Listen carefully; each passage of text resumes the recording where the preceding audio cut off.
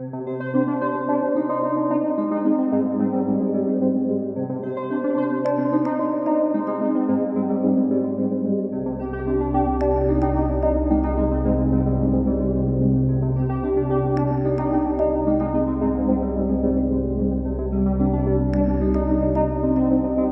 this episode of Scammer Stories, this one not only deserves a cape, but a spot in the Romance Scam Hall of Fame. A romance scam case that may just set the way we handle cases in the future. It might be you, your parent, or your friend who will benefit from the courage the women in this case have shown. Now, the story we're going to hear about today was covered on episode 5 and 6 on the docuseries that just dropped on Netflix called Love Con Revenge. Lauren and Lindsay are two of the many women who say they were scammed by Christopher Lloyd, who they dated in person and claimed to be a former pro baseball player and successful financial investor. I'll give you the spoiler alert now. If you haven't seen the show, go watch it now and come back. So in the documentary, we see an interview with Attorney Scott Adrian, who gives his contact information for women who have been scammed by a scumbag in person a little later in this episode. Plus, you'll hear how the Netflix documentary probably came to fruition. Scott is what I'll call an attorney with a cape, and you're going to hear why. You want to tell us, first of all, a little bit about your background in law? Graduated law school 2015, took the bar, passed it, swore in. Originally, I wanted to go into the district attorney's office because I had an internship there during law school, and that was the most fun that I had, putting bad guys away. And everyone is your same age in that office usually, and it's young and it's fun and it's great. But there was a little hiring freeze for the district attorney's office when I got out of law school. So I found another calling, and it was helping victims of negligence. You started your own practice, right? Yeah, I started my own practice. Okay. I worked under other people for about 6 months, and I realized, the people that I look up to, they all took the leap to start their own thing at one point or another. So let me just try this out. I got nothing to lose this young. So yeah, I started my own practice. And then how were you contacted at first about the romance scam thing? Oh, sure. Yeah. So my practice is not centered around this type of work at all, but my practice is civil litigation, right? It involves going to court, usually on behalf of someone that was injured by someone else, usually by negligence, sometimes intentionally. And one of the victims was a member at the church that I went to. Boy, did she get lucky. She could have spent weeks, months, even years trying to track down an attorney to handle her case. And she just so happens to go to church with the one attorney who will not only change her life, but the lives of the 20 or so other victims of Chris Lloyd. And she contacted me almost like as a last-ditch effort, like, hey, Scott, I know you don't do this type of work, but I need help. I don't know even where to start to look. Can you point me in the direction of someone that can help? When I first got the email from Scott that said he was covering the case, I was lying in bed drinking coffee on a Saturday morning, and I screamed. It's a tough area of law, not because it's hard to prove the case, but it's hard to collect money.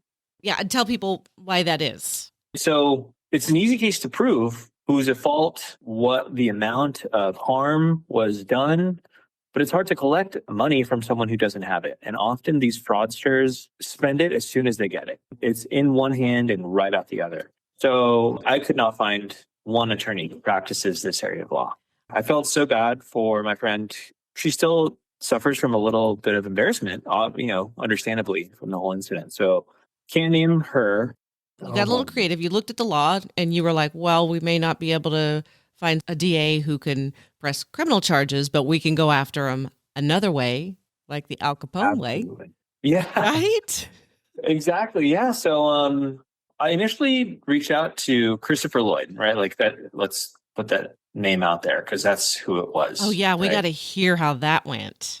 Yeah. I'm glad that we're at that part of this whole saga. So initially, I reached out to Christopher Lloyd. I saw the extremely manipulative messages between him and my client. He would always just constantly blame her as to why he could not pay her. He would say, oh, your Venmo and your PayPal are not working. And he would send screenshots, phony doctored screenshots of his attempts to pay her the money that he owed. Eventually, the more demanding she got of wanting the money back any way that he could get it to her, he just started ghosting her. So I sort of expected he might do the same with me, but maybe he would respect me enough or my intelligence enough not to play games with me. But the initial contact, when I initially contacted him, he took it as a threat. And he said, I've dealt with people like you before. You're no threat to me. Okay, so was that like an email? Yes. Okay. Yes. Emails back and forth. And he kept shrugging it off, because I'm sure other victims have had other attorneys' friends who have tried to contact Christopher Lloyd or any of these fraudsters. And they don't go the full distance because it's not like a money-making endeavor, right? In fact, it's just all of my time in this has just been pure volunteering. Yeah, because the victims run out. They don't have any money. Yeah, victims don't have any money, and the chances of getting it back from the defendants are very low. I could cause them to go into bankruptcy or whatever else and freeze their accounts, but if their accounts have zero or close to zero, it's not worth much. Except, one of my mentors says he takes cases for two different reasons. Both start with P. If it's profitable, because this is a job, first and foremost, it's how I provide for my family. You have to make money. Or if he's pissed off. And in this case, I was pissed on behalf of my client. And so I was not going to let go of Chris. I'm so happy about this. So your client, though, Chris got ugly with some of the victims when they fought back. Did he get ugly with her or just ghost her and move on? Unfortunately, it got ugly. It got ugly to the point where, I'm here in California. My client was in California. It got ugly to the point where she thought Christopher would visit her in a violent way. And so she's actually moved out of the state. It's that bad. I can't even imagine being that scared. And that's how scared she was. Just saying that out loud right now makes me realize how tough that was and is on some of these victims. What did you do next? What was the next move? Okay. I'm not one to jump immediately to a lawsuit unless it absolutely makes sense. So I invite people to act reasonably first. And so I reached out and I said, look, you owe my client $50,000. I'm not calling you a liar yet. Everything that you could have said could be true.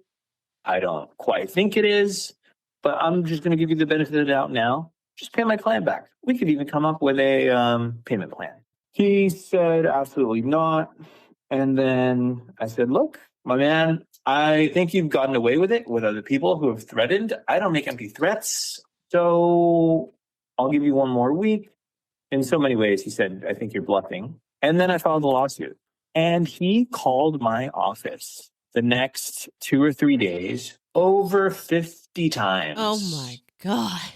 Because now when you Googled Christopher Lloyd, that lawsuit would come up. He said he was going to sue me, too, by the way. He told several victims. I was like, all right, whatever. Now I'm messing with his livelihood, which unfortunately his livelihood is scamming people. Right. But now it was immediately Googleable. And it was one of the top results when you searched Christopher Lloyd in Los Angeles, the lawsuit against him, my lawsuit against him. And so that was messing with his income. And then he switched the tone from blowing me off to, please, please, please call me back. Let's work this out. Come on, dismiss your lawsuit. We can work it out. Just crying. And my assistant, just crying, begging for mercy. And by that, no. Mercy was gone at that point. Oh, I wish we had that on tape. That'd be great. I don't mean to be so evil, but he's been so evil to so many women. Right. It's terrible what he's done. But so I'm out at court during the day usually. And so it was my assistants that were fielding the calls. I never jumped on a call with him because I never wanted to. I want things in black and white always, right? I want them down in writing. That's just, I don't know if that's just the lawyer in me or I know that I'm a forgetful person, so it's better to have it in writing anyways, right? But I will tell you this, to his credit, my assistants, even they said he sounded really nice and pleasant over the phone. So eventually I said, look, I'm not ever going to dismiss this complaint against you unless you pay my client back the full amount. In total, he had owed her $50,000. He had paid her $5,000, and then he had paid another $10,000 after I started putting the dagger in a little bit with this lawsuit, right? And then I don't think he could make any further payments after that. So I filed a notice of settlement because he agreed to sign a settlement agreement, but that doesn't dismiss the lawsuit, and he thought it would. That's not the case. I didn't promise him that I would dismiss the lawsuit. I said I would file a notice of settlement. And that's exactly what I did. Unlike Chris, who lies, I just stuck to the word, right? So I sent subpoenas to Zelle, and Venmo and PayPal are one company both, because I wanted to see how many other people might be colluding with Christopher in his criminal enterprise. That's the big question, because he's married, isn't he? He has a baby mama. I know that. And here's the sad thing. I don't know if it's true. I never wish ill on any child. But he would use very sympathetic story about his son having some very bad illness to just gain sympathy from people, to leave him alone, even after they discovered he's a fraud. If that's true about his son, I wish his son well. I don't wish ill on any child. But if that's false, there's a special place in hell for Christopher for doing that to people, using an innocent child. I'll say this, though, even if it's true, there's a special place in hell for Chris for not being an upright person, maybe ending up in jail and then not ever providing for his son. Exactly. Right? Leaving his son healthy or sick. Leaving his son while he's in prison.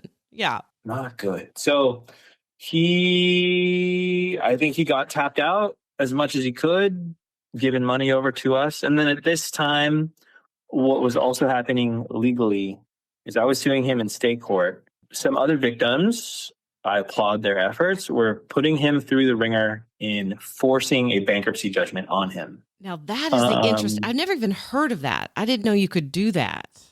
Yeah, neither had I, honestly. Not my area of law, but they did it and it worked. But unfortunately for me, while someone is going through a bankruptcy proceeding, because bankruptcy is a federal issue, it puts all state matters on hold. So my case kind of just got sidelined for a year and a half while that went through. Okay, so that's how the DOJ got involved then. Yes, and then luckily, it was a long shot, but it worked. Was in touch with some of the other victims, and I said, look, forcing him into bankruptcy might get the attention of the DOJ and FBI and local sheriff's departments, or might not. But then it did. And so I'm so thankful for that. I don't know if it was just that bankruptcy proceeding or the bankruptcy proceeding plus the information that I got through the subpoenas, which we found that he had received just in 1 year over $300,000 from identifiable victims. And how many victims did you identify? 'Cause in the documentary, it said like a dozen, but I thought there were more like 20. I'm sure over the years, it's way more. But in the year that we were able to subpoena, I think it was around a dozen, around 12. Okay. So I think maybe all of that, I was in touch with the FBI when they were asking for, what evidence I had.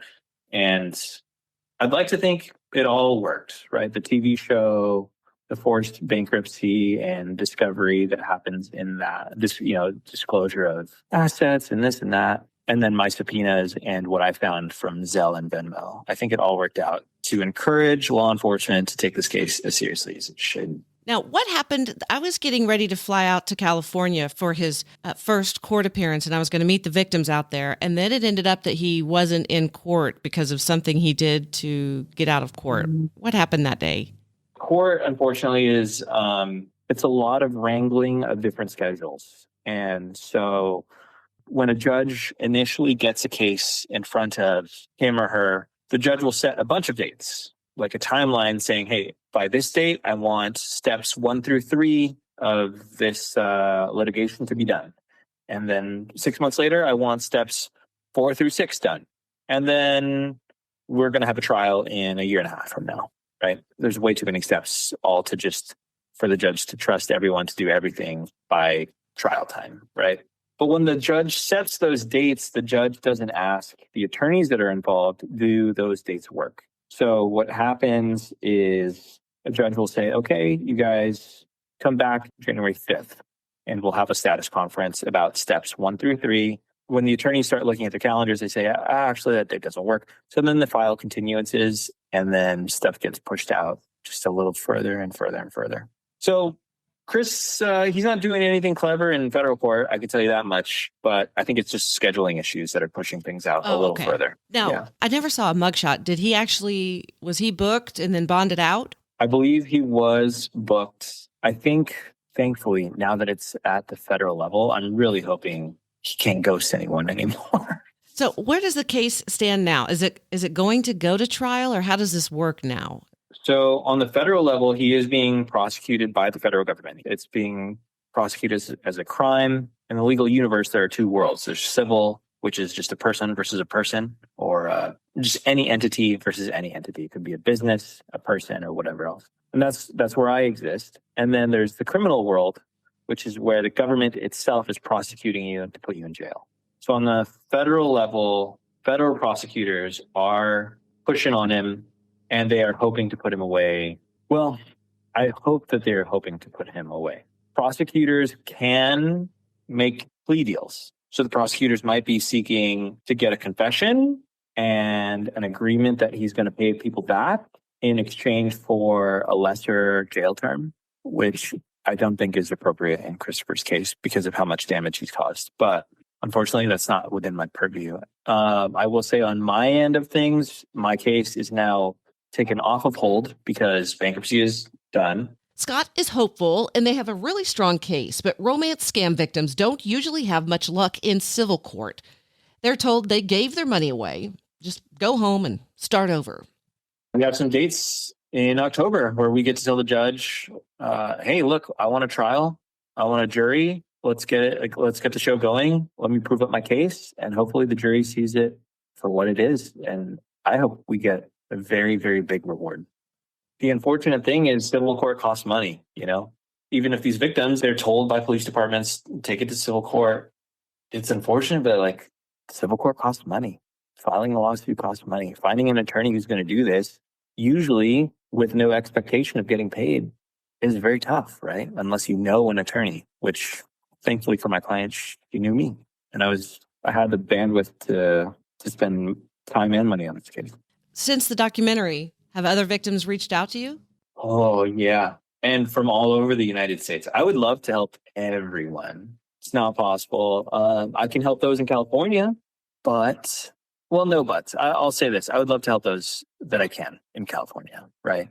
The caveat is I don't know what I can say that we can expect as an outcome in anyone's case. There is that. On the other end, I would love to prevent this from happening. That is the easiest way that I can help. A lot of these fraudsters that I'm seeing on the show and that I've now dealt with in person with Christopher Lloyd pretend to write these contracts, and the contracts look real to me, right? A contract is just an agreement between two people, and how official it looks is up to the two people that are involved. I would love to offer my services to anyone who is thinking about investing with anyone else. I can do a due diligence opinion, which is what attorneys do for businesses all the time, to help people avoid getting scammed in the first place. That would be amazing. This case could impact the future, in my mind. It could set a precedent for victims who haven't even been victimized yet, because so far, very little of them have been able to get justice at all. Yeah. I hope a lawmaker gets wind of this, because on an individual level, everyone individually deserves justice. Absolutely. But on a policy level, there needs to be a law that holds people accountable for romance crimes. Police need to be able to take these cases seriously based on new laws. In every situation, the laws are enough yet. I think they can be better. I can easily prove for any of the victims that we gave money over. Right. But then we faced the defense of, well, it was just a gift. And so then we need to prove fraud. And then that's where it can get tough. But luckily, Christopher tied his own shoes in this race because he wanted to look more official than he was. So he wrote up contracts that said he was a broker, and that said he was a broker at this brokerage, which didn't exist. And he was doing all sorts of things which required licenses. So Christopher put the nail in his own coffin in that one. Okay, so people, they're going to want to know what it was like to be in the documentary. Oh. Tell us what that experience was like, the filming, and Sure. how long did it take, and what was it like? Sure. I will say that the production team was probably as professional as they could have been. But because this whole case is about fraud, I was so skeptical of anyone calling me about anything regarding this case. So I probably gave them a harder time than they needed. But production was great. I think they're actually a British-based production company. That was inspiring to me to see that someone from a different country wanted to help victims out in our country. That was cool. Well, Scott, do you know why? Why is that? What's going on? Because I reached out to them. Oh, well, wow. Amazing. Yes. I contacted them. They weren't interested at first. And I said, let's have a Zoom meeting. I think you really need to do a documentary on these women. And so we did a Zoom meeting, and I said, I'll do whatever it takes. I'll give you all my contacts. And they went for it. Now, I wanted to do the documentary on just the Chris Lloyd's victims. But they ended up, of course, doing a series and doing more victims so they could, make it longer and get more out of it, of course. But the original idea, I think, came from me, unless there's something I don't know. Wow. Congrats. You have the second most watched show in the United States right now. Yeah, with no credits anywhere. Thanks a lot. You deserve all the credit for not only the show then, but also helping justice actually get served. Wild. Yeah. Okay, so so they come in. How long did they take? Oh yeah, so they had a lot of questions. They always wanted to do meetings, and I'm, like I said earlier, I'm an email guy. Like, why take 30 minutes when a 5-minute read of an email could do? But I don't know, maybe they were sizing me up to see if I could be on camera, I guess. And then eventually they wanted to hop on a flight and come out and do all the shooting all at once. So we coordinated a time and place to do it. Now, did you watch my part in the documentary? Yes. Okay. Did it seem like they were at my office? Yes. Was that not your office? No, that's so funny. Yeah, they that was just a restaurant we met at, but it looks like a good office, doesn't it? I thought, well, he's got the cutest. A lot of attorneys will put an office into an old charming house. Yeah. Were you not sitting behind a desk? Yeah, I'm so glad that we're talking about this because so I live in California, and then obviously close to actually Hollywood and production of all of this kind of stuff, right? And I've taken studio tours at Universal, and I've always seen oh, hey, remember this scene in Top Gun where you think they're in Miami? It's actually this park bench in the back lot of Universal. And so when we were shooting, they didn't tell me they were going to make it look like my office. I just met them at a restaurant, and the restaurant has a library bar room type thing. And I was like, oh, this is cool. And then so they had me sitting in there. That's the only, I wouldn't even call it fake, but that's the only thing that wasn't as real as everything else. Everything else was real, though. Well, they've got to make it look visually appealing. I mean, does your office look like just a plain blank walled office? Yeah. A real office is now just, ugly. I love not good on minimalistic TV. style. Yeah. Oh, yeah. Me too, but it doesn't film well. Yeah. I was in TV for years, and I would have thought the same thing. Yeah. So they needed, it looked good. They had books in the background. It looked like you had good decorating skills. No. So then the shooting was, I think we might have spent an hour together, and then it chopped it up, and it tracked. I'd say everything is pretty tracking with reality, except I think the show, it makes it seem like I sent the subpoenas out before any contact. That's the only real difference to me. It's not important for the show, I guess. I will commend them for the amount of fact checking that they did. My wife loves reality TV, and we're always trying to guess how much is real and how much is scripted. But in all of this, everything was very closely fact checked. They wanted to see the subpoenas to make sure that I wasn't lying about the figures that I was saying. And so I commend them. I have a new appreciation for reality TV. I think it's more real than a lot of people give it credit for. Yeah. Well, on social media, they're getting some, everyone thinks that they know about the show. And so they're like, oh, they're actors and everything was scripted. And I went on there. I was like, actually, I know some of the victims. That's real. And I said, if it wasn't real, how did they get the Department of Justice involved? Yeah. These fake victims. Oh, gosh. So I had a watch party when we were watching the episode, and we started cracking up when Chris gets out of this really expensive Lexus, god awful outfit. What was that? His T-shirt was said I don't know, Thunderstruck or Ghostbusters or something on it with these awful denim shorts and tennis shoes with the socks. Oh man. Yeah, that was wild. And then the chase, I was like, oh No, man, I this know. is I know, but they real. didn't catch him. Yeah, that was kind of frustrating. The law caught him, so that's good. I wasn't so eager to do this, right? Like I said, like law is a profession for me. Although I enjoy it, like I need to do it to provide, right? And every time I got an email from this production group, I was like, gee, like what do they want now? And then we did the shoot and I was like, okay, everyone was really nice. And then now it's out there in the public and hopefully helping people. If anyone else in California needs help, and then hopefully, I don't know, prevention is always, an ounce of prevention is worth a pound of cure, right? Like, so if anyone is like, I don't know a lawyer who would review documents for me and I want to sign this thing, like, no, they can say they know me. They can get in touch. I can give them an opinion letter on any investment that they are thinking about and hopefully prevent. But if people want to contact me in California about going after people like this, I'll at least field the call. I don't know if we can help, but I'll at least try. Okay. Do you want to give an email or a phone number or something? I mean, how would you prefer people to get a hold of you? Sure, sure. Yeah, you can give my general office number and then someone's there to answer, usually 9 to 5, like normal business hours. It's 818-562-7407. Great. Well, Oh man, I hope you're wow. not inundated.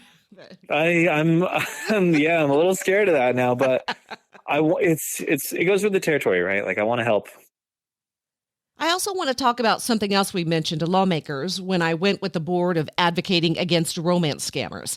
There's something new I'm going to talk about first here. In honor of World Romance Scam Prevention Day on October 3rd, the one that ours coined, there's a project. It's a groundbreaking initiative founded by ours and the Center for Combating Elder Financial Abuse and Romance Scam Survivor, Kate. It's designed to connect local police departments and victims in a powerful act of compassion, healing, and change. Here's a short audio clip describing what we're doing, and then I'll explain more.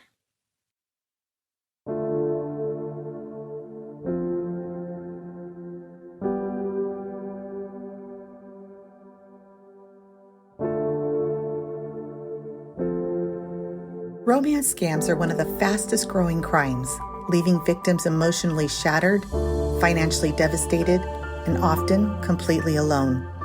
Most don't know where to turn, and too often, no one shows up. The Unbreaking Project is changing that, uniting police, survivors, donors, and advocates in a powerful national response. Each hug kit offers comfort, resources, and most importantly, a reminder that someone cares. The idea began with Kate, a survivor who knew what it felt like to lose everything and dreamed of helping others feel seen. Now, that spark has grown into a movement of healing, hope, and human connection. This is the Unbreaking Project. Help us unbreak the silence, one hug at a time. You'll be hearing a lot more about this in the next few months.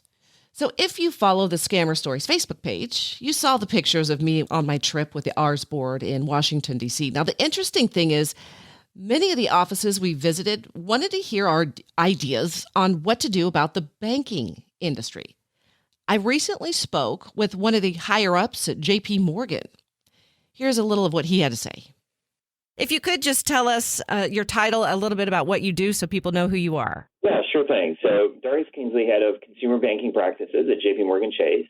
And I spend my day trying to help keep our older Americans safe from fraud and scams and, just really generally help them kind of navigate this technological world that we find ourselves in today. And what are some of the most common scams targeting the older adults right now? Yeah, so look, older adults, are really being targeted very heavily by a kind of broad category that we call impersonation scams. So, you're getting these emails, you're getting phone calls out of the blue, text messages, maybe from your bank. Maybe it looks like it's coming from Chase or whatever other bank you use, and they look really good. So it's someone impersonating someone that you often do business with. It could be an online retailer. It could even be your utility company, your toll roads. these impersonation scams are really excellent. No more misspellings on the emails. When someone calls you up, they seem like it's like a call center person actually legitimately reaching out to you. Another kind of impersonation scam that I know we've all heard about, grandparent scams. So it's, as you know, it's the scammer who is posing maybe as your grandchild. They call up, they probably know your name. Maybe they found it on social media. They know the grandchild's name. They call up and they say, hey, it's so-and-so, I'm your grandchild, I'm in jail, don't tell mom, like I got in an accident or I need money right away. They may even be able to clone the voice using voice cloning tools. So those are generally what we call impersonation scams. What about romance scams? Are you seeing a rise in those? Yeah, romance scams have been out there a while. I wouldn't necessarily say we're seeing a rise in them, but they definitely spiked a lot during COVID. A lot of people were, locked up. Back then, a lot of people older, maybe who weren't online, weren't on social media, went on social media. You get random friends, connecting to you, reaching out to you. So romance scams, I wouldn't necessarily say they're rising, but sadly, they are always a high and very top category. And those ones are also particularly devastating because unfortunately, the victim really just doesn't want to believe that this is a scam. Someone that you've actually connected with, and they're just devastatingly effective at just continuing to get you to send your money out until there's nothing left. And how do we protect ourselves against that and help our loved ones be protected against that? Yeah, well, first of all, like you said it there, loved ones, we really don't talk about this enough. So even before you start responding to emails or get these phone calls or whatever, you should generally be talking to your family members about it, your caregivers, if you have them, your adult children.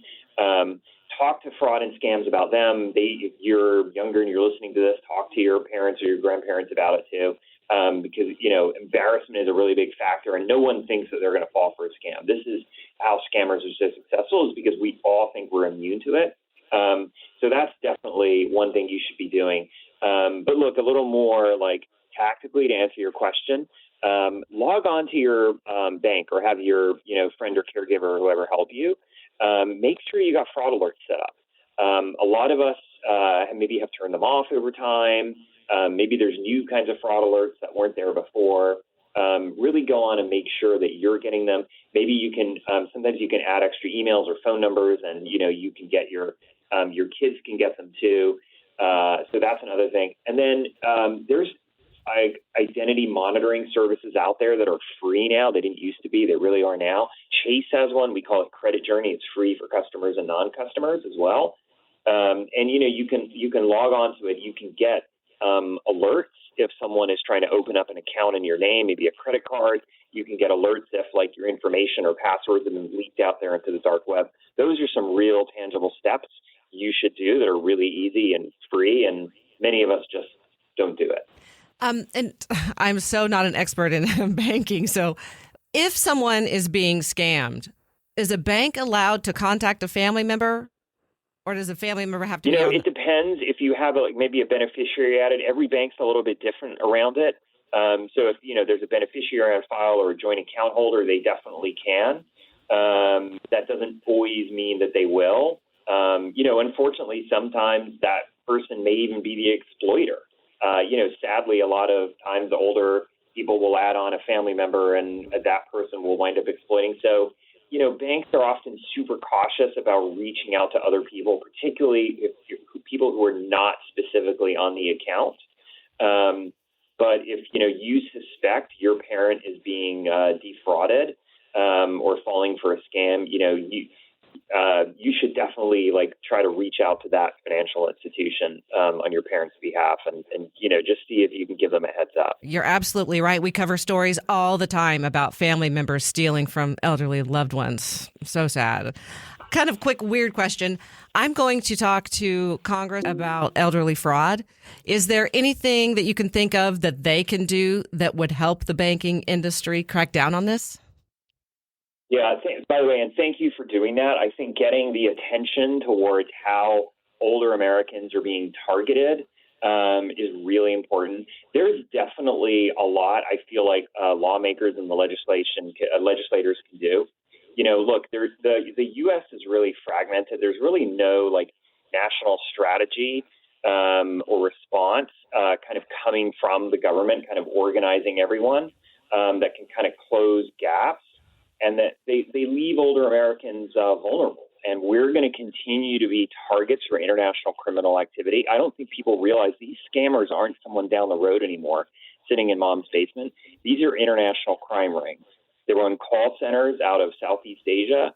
The money goes into cartels. It goes to drug running. And so we definitely could use, I think more attention from the FBI and FTC, really kind of pulling people together. So I think there's a lot that regulators and lawmakers should sort of focus on. Mm-hmm. Okay, one more question. So when my mom was going through a romance scam, she was with the bank for a long time, and they closed her account because they could see what she was doing. She was money muling. But then she went and opened another account at another bank. Do banks communicate with each other that way? Or is that something that needs to be set up, like a database? Or because she was just able to open account after account after account, just go to different banks. Is that something that's on your radar? So I appreciate you saying that, because that's definitely another thing I think where we could use some help from Congress.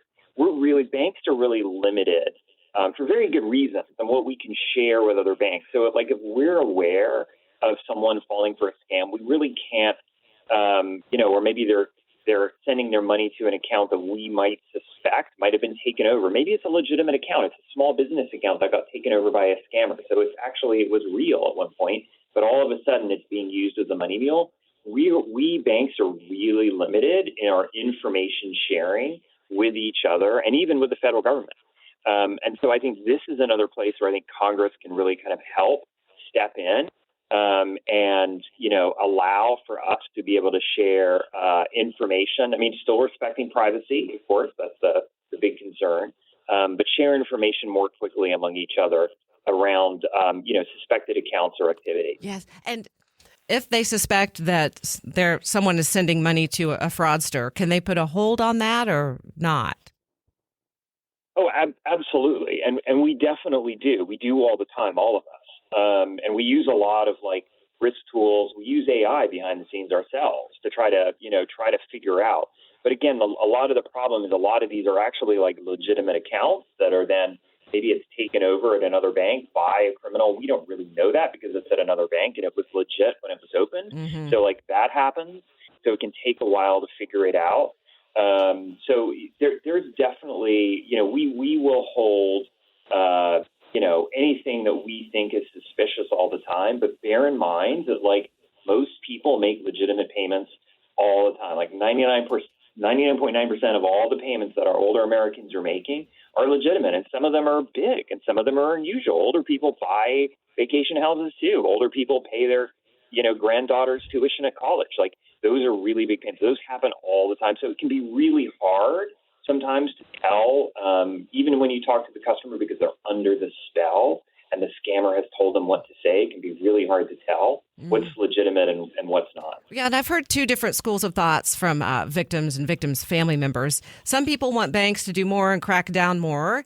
Others say, you know what? That's my money. I should be able to do what I want with it. I don't want a bank telling me what to do. But then if you're sending your money to an international crime ring, that does mean that money is going to part of a crime. So I don't know where the answer lies there.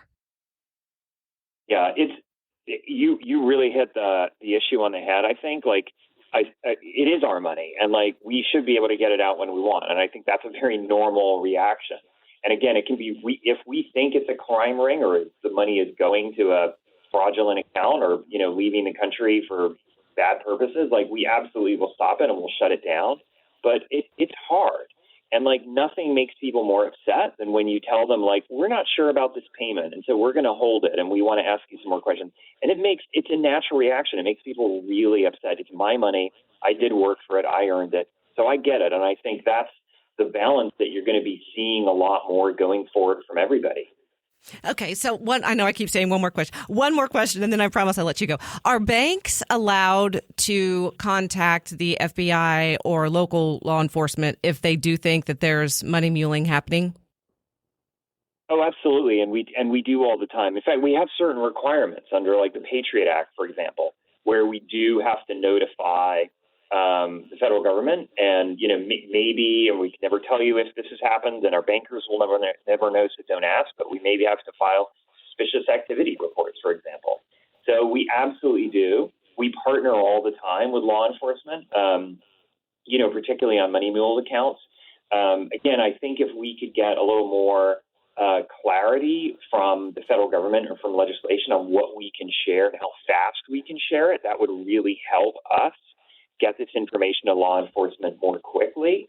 Because the FBI, we talk to them all the time. They really are, Secret Service, they are really working hard at trying to take on these cartels, and it's tough. Like it's gathering all the information is not easy. There's a lot to do. It's hard getting anything done on the federal level because there's so much going on in the world right now, and it takes forever. But we're trying. We may tackle the state level too. Until next time, Scammer Warriors.